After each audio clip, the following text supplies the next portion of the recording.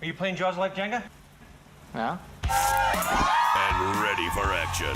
Hey, that's my helmet. Andy Parrish, the great thing about Andy Parrish is that he is, because of my ethnically ambiguousness, is now Andy Maiwani, to really throw it down there. But he's the rookie who's no longer the rookie, but everybody treats him like the rookie. So he's the guy that just gets picked on the most, even when there's new people on the force all the time, and he's just kind of the butt of the jokes, but he knows what he's doing, so everybody loves him, and he has fun, being part of the hijinks. But it's usually, he's like the pinky, of the hand, if that makes sense. Happy birthday, boss. I know it's the same shit every year, but what do you get the guy who has everything, right?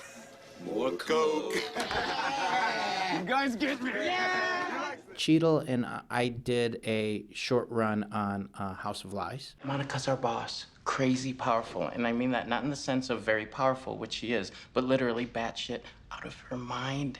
Let me plug that data in here. It says, "Good luck working again, dumbass."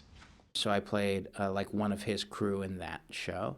So I did like a 4 or 5 episode arc there.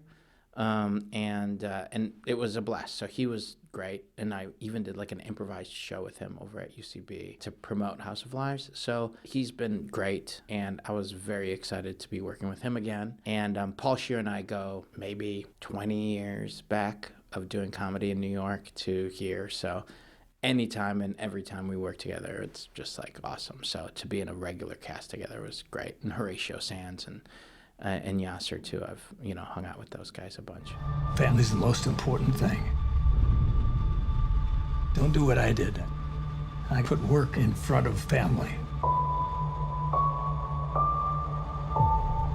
I thought it was more important to be somebody out there than the damn failure I was in my own home. If you've heard any of the tale of Clint Eastwood directing, it's pretty true.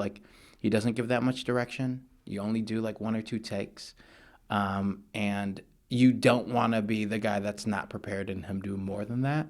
So it's you go in there hoping that you're doing it right, and you go in there, do it right, and if he says that's good, you're like, ah, good.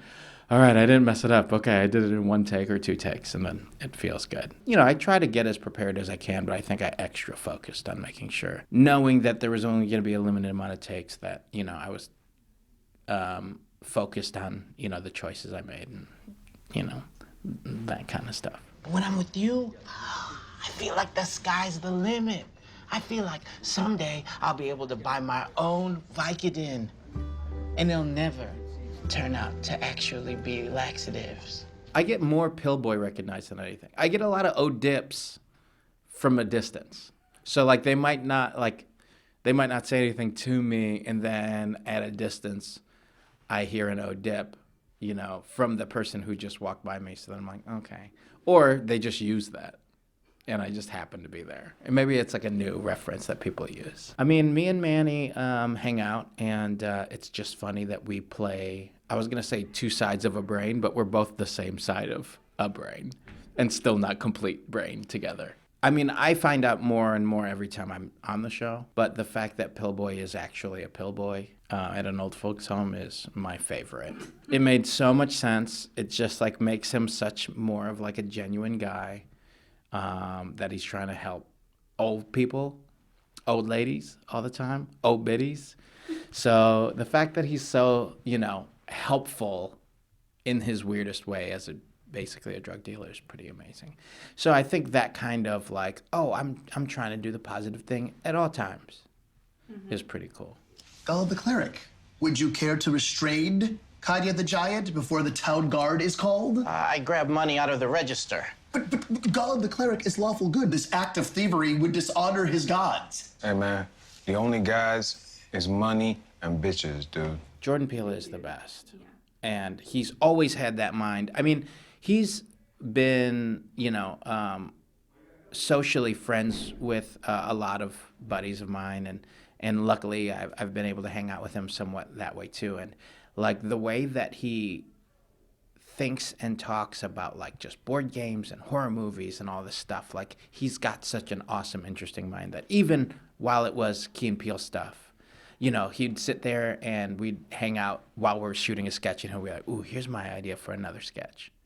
And it would be a sketch that is just insane. I had the most fun during the slap ass sketch just because it was so ridiculous, and the metaphor of like not being able to do it, like, you know, it being such like a fake drug issue that you can't not slap somebody's ass after a game is amazing. And, you know, the way that those guys play with each other, I just loved being part of that set. You may not have met me, but I feel like I know each and every one of you already.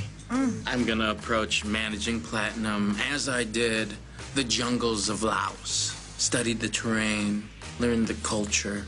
There's a season that hasn't come out yet, and in that season I am like a regular on the season, so I wish that it did come out because it was so much fun stuff was happening in that. But jumping in there in that third season and being a Paul F. Tompkins' son, I mean, that crew, that cast was like fit so perfectly with each other, and they were able to play so easily that it was a little nerve-wracking jumping in there. But then, you know, Cool Up was so good at just kind of mining the field and figuring out a place where I fit, and it felt great. And it was insane what they had me do, but it was also a lot of fun.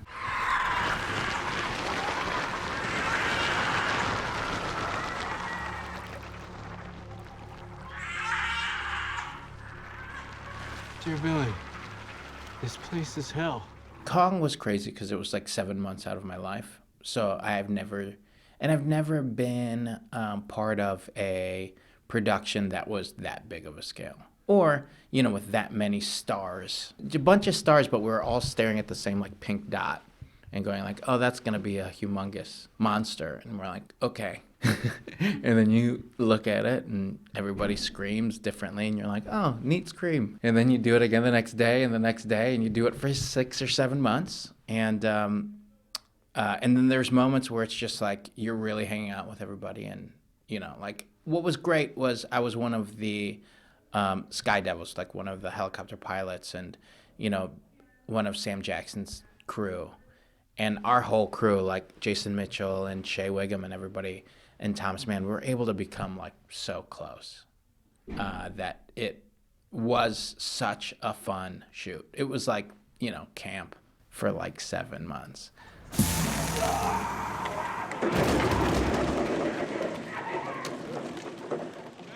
Oh my God, he's there! Oh, yo, keep it up. Right? Oh. Whoa. Captain! Yeah, buddy? It's Frank! Lock the door! Captain! Furry Vengeance was I think one of the first gigs I ever had. It was a movie that I shot a while ago, but I played Cheese, which was a construction worker.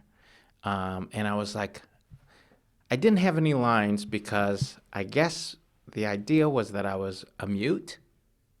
So they could pay you less money? So they could pay me less money. But it was me and Patrice O'Neill, and I was so happy. And Brendan Fraser was the lead of the movie, and Brooke Shields played his wife in it. And it was like basically a guy who was trying to like build a, you know, development in a forest, and all of the animals fight back. Like birds pooping on people, and like, you know, the raccoon like doing something to the car, and then skunks coming in and stinking everything up. And so it was a kid's movie, but it was great. I mean, it was a great experience to like be on a bigger set. I think that was the first time I like had a movie part.